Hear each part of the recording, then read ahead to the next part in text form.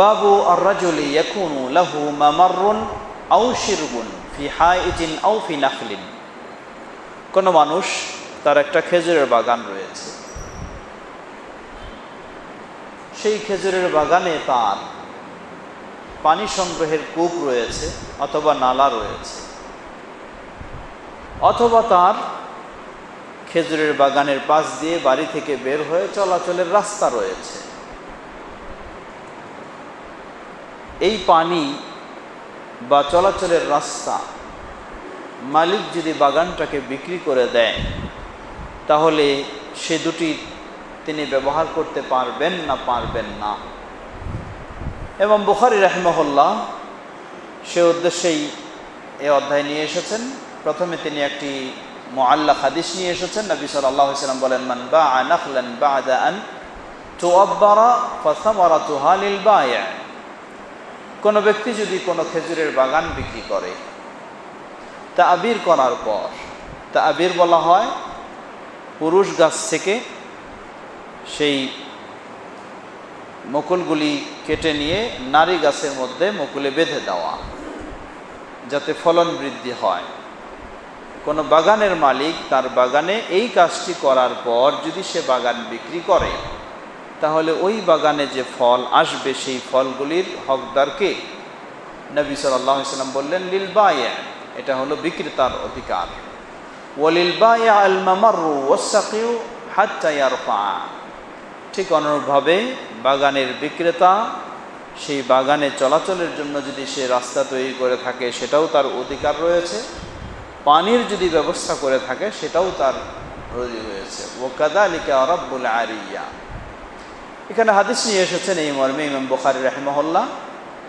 প্রথম হাদিস সাহাবী আব্দুল্লাহ ইবনে ওমর রাদিয়াল্লাহু তাআলা আনহু হতে বর্ণিত। তিনি বলছেন, রাসূল সাল্লাল্লাহু আলাইহি ওয়াসাল্লামের কাছে বলতে শুনেছি, তিনি বলেন, মান ইবতাআ নাখলান বা'দা আন তুআব্বারা ফাসামারাতুহা লিল বায়ি' ইল্লা আন ইয়াশতারিতাল মুবতা'। কোনো ব্যক্তি যদি বাগানের মালিক হয় এবং সেই খেজুরের বাগান ফল বৃদ্ধির জন্য এই তাবিরের কাজটা করে থাকে, তাহলে সেই বাগানের ফল সেই অধিকার রাখে, পরবর্তী ফল হলে সেগুলি যিনি ক্রেতা তিনি নেবেন।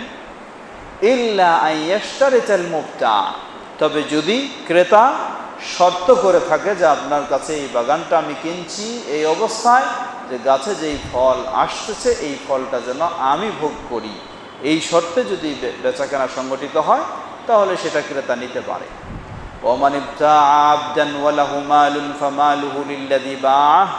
অনুরূপভাবে কোনো কৃতদাস যদি সম্পদের মালিক থেকে থাকে, সেই সম্পদ কৃতদাস বিক্রি করার সময় যিনি মালিক বিক্রেতা তিনি সেই সম্পদ ভোগ করবেন, যদি শর্ত ভিন্ন না হয়ে থাকে। এবং বুখারী রাহিমাহুল্লাহ এখানে বেশ কিছু এই সম্পর্কে হাদিস নিয়ে এসেছেন, যে হাদিসগুলি বিশেষ করে বেচাকেনার পূর্বেই অতিক্রম হয়েছে, সেগুলি আমরা সেখানে শুনেছি। এভাবেই সহিহুল বুখারীর কিতাবুল মুসাকাত, পানি পান করা বা সেচ দেওয়া ইত্যাদি এ পর্ব সম্পন্ন হলো। আগামী দিনে অন্য আরেকটি পর্ব শুরু হবে, কিতাবু আল ইস্তিকরাদি ওয়া আদাইদ দুয়ুনি ওয়াল হাজারি ওয়াত তাফলিস, কর্য গ্রহণ করা এবং ঋণ পরিশোধ করা ইত্যাদি প্রসঙ্গে আগামী দিনে আমরা সেই পর্ব শুরু করব। আজকে আমরা আর সেদিকে অগ্রসর হচ্ছি না, কয়েকটি জিজ্ঞাসার জবাব দিয়ে আমরা শেষ করব। প্রশ্ন করেছেন, আমাদের সমাজে যৌথ পরিবারে ভাবিরা বিভিন্ন কারণে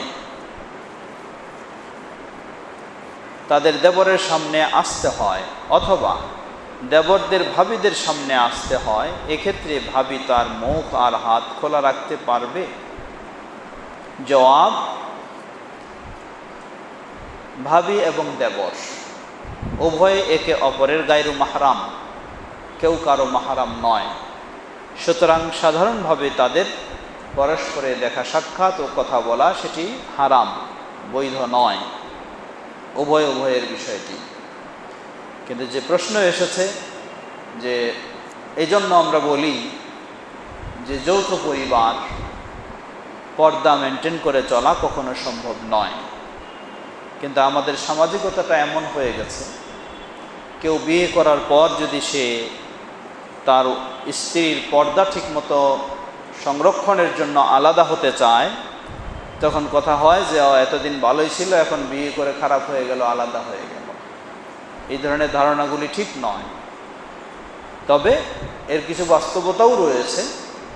বিয়ের পরে স্ত্রীর বুদ্ধিতে বাবা মা বা ভাই বোনদের প্রতি সহানুভূতির পরিমাণটা কমে যায় অথবা বন্ধ হয়ে যায়। এই ধরনের খারাপ আচরণও আমাদের মাঝে রয়েছে, এটাও বাস্তব। তো সেই উদ্দেশ্যে নয়, বরং আলাদা হয়ে যাবে, তার হেজাব বা পরিবারের পর্দার বিষয়টি যেন নিশ্চিত করতে পারে, সেজন্য আলাদা হয়ে যাবে, এটি তার উচিত। আমার কাছে এখানে এক ব্যক্তি মনে হলো ছেলেটা ভালো, তার স্ত্রী সহ আসলো, কাছাকাছিরই। এসে কি সমস্যা, তাদের মাঝে কিছু ঝগড়াঝাঁটি বা এরকম কিছু হয়ে গেছে। মেয়ের অভিযোগ, তার স্বামী বলে যে, তার স্বামী বলছে যে তোমার প্রতি আমার আর আগ্রহ নেই, তোমার প্রতি আমার অনীহাভাব সৃষ্টি হয়ে গেছে ইত্যাদি মনে করে, এই ধরনের বলে। এটা হলো মেয়ের অভিযোগ। ছেলের অভিযোগ, বাস্তবেই তার প্রতি তার আগ্রহ নেই বা অনীহাভাব সৃষ্টি হয়েছে। কিন্তু বিষয়টা কেন, আমি যখন আরেকটু ভিতরে খোঁজ নিয়ে দেখলাম, জিজ্ঞাসার পর জিজ্ঞাসা, জবাব আসলে এই যে ছেলে আসলেই ভালো ছেলে। বিয়ে করার পর যৌথ ফ্যামিলি হওয়ার কারণে সেই বেচারা তার বাইরে ব্যবসা দোকানপাট নিয়ে সকালে বের হয়ে আসে, সারাদিন শেষ করে রাত্রে আবার ফিরে, এভাবেই বাইরে সারাদিন থাকে। আর তার ছোট ভাই সে বাড়িতে থাকে। তো এই মেয়ে সেই খারাপ, সে তার ছোট ভাইয়ের সাথে খারাপ সম্পর্ক তৈরি হয়ে যায়। তো এই খারাপ সম্পর্ক তৈরি হওয়ার কারণে, যখন এই খারাপ সম্পর্ক তৈরি হয়, তো অটোমেটিকভাবে স্বামীর তো ওই মেয়ের প্রতি আগ্রহ থাকবে না, তার প্রতি মানসিকতা ভালো থাকবে না, তার প্রতি অনীহাভাব সৃষ্টি হবে। কথা বলতে বলতে যখন এই বিষয় পেলাম, আমি তখন বললাম, সেই মেয়েকে তুমি তাকে দোষারোপ করতেছ, অথচ তোমার তো এই সমস্ত, আসল তো তুমিই তো হলা সব কিছুর পরিস্থিতি, এই পরিবেশ বা এইরকম হয়ে যাওয়ার কারণ হচ্ছে তুমি। তো উদ্দেশ্য এটা যে এই হলো ভাবি আর দেবরের বিষয়। এভাবেই সম্পর্ক নষ্ট হয়ে যায়, এভাবেই দাম্পত্য জীবনে ফাটল সৃষ্টি হয়, যার কারণে এটি শরীয়তে সম্পূর্ণ নিষিদ্ধ। আর এই নিষিদ্ধকে ঠিক রাখার জন্য যৌথ ফ্যামিলি থাকা কখনোই সম্ভব নয়, শরীয়তে অ্যালাউ করে না এটা। প্রশ্ন ছিল যে কতটুকু চেহারা এবং হাত খোলা থাকবে।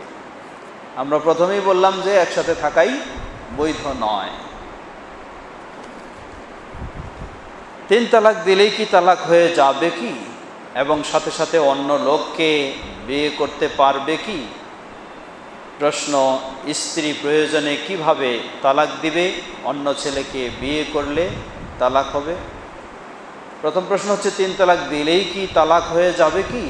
জবাব, 3 তালাকের বিভিন্ন পদ্ধতি, যেটি শরীয়তসম্মত পদ্ধতিতে যদি 3 তহুরে 3 তালাক দিয়ে থাকে তাহলে তো অবশ্যই হবে। আর যদি একসাথেই 1 তালাক 2 তালাক 3 তালাক 22 তালাক যাও চলে এইভাবে দিয়ে দেয়, তাহলে আমরা বলি রাসূল সাল্লাল্লাহু আলাইহি ওয়াসাল্লামের যুগে এই ধরনের 3 তালাককে 1 তালাক বলে গণ্য করা হতো, তাই এটি 1 তালাক বলে গণ্য হবে। এমত অবস্থায় তারা ইচ্ছা করলে ফিরিয়ে নিয়ে আবার সংসার করতে পারবে, তবে মনে রাখতে হবে তাদের জীবনে 1টি তালাক ঘটে গেছে, এরপর আবার এই ধরনের তালাকের বিষয় আসলে 2য় তালাক বলে গণ্য হবে। প্রশ্ন ছিল, স্ত্রী প্রয়োজনে কিভাবে তালাক দিবে, অন্য ছেলেকে বিয়ে করলে তালাক হবে? জবাব, তালাকের মালিক হচ্ছে পুরুষ, নারী কখনো তালাকের মালিক নয়। মেয়ে মানুষ কখনো তালাক দিতে পারে না, তালাক দিবে পুরুষ, স্বামী। তাহলে যদি পরিস্থিতি এমন দেখা যায় স্বামী তালাকও দিচ্ছে না, ভালো ব্যবহারও করছে না, এখন কি সেই মেয়ে সারা জীবন নির্যাতনের শিকার হবে, অশান্তিতে থাকবে? জবাব, এমন ক্ষেত্রে এই সমস্ত ক্ষেত্রে মেয়েদের জন্য অনুমতি রয়েছে, স্বামীর কাছে সে খোলা তালাক নেবে। খোলা তালাক নেবে, দিবে নয়, খোলা তালাক নেবে। সেই খোলা তালাক দিতেও যদি সে অসম্মতি জ্ঞাপন করে, তাহলে প্রশাসনের সহযোগিতা নিয়ে তাকে এই খোলা তালাক দেওয়াতে বাধ্য করবে। আল্লাহু তাআলা আ'লাম। প্রশ্ন আরও অনেকগুলি রয়েছে। একটা জরুরি প্রোগ্রাম আছে বাইতুল সামনে বাংলাদেশ জামে মসজিদে, তাই আজকে আর এগুলি আমরা জবাব দিচ্ছি না। ইনশাআল্লাহ আগামী দিনে, আগামী দর্শে বাকি প্রশ্নগুলির জবাব আমরা দেব। আজকে আমরা এখানেই শেষ করতে চাই।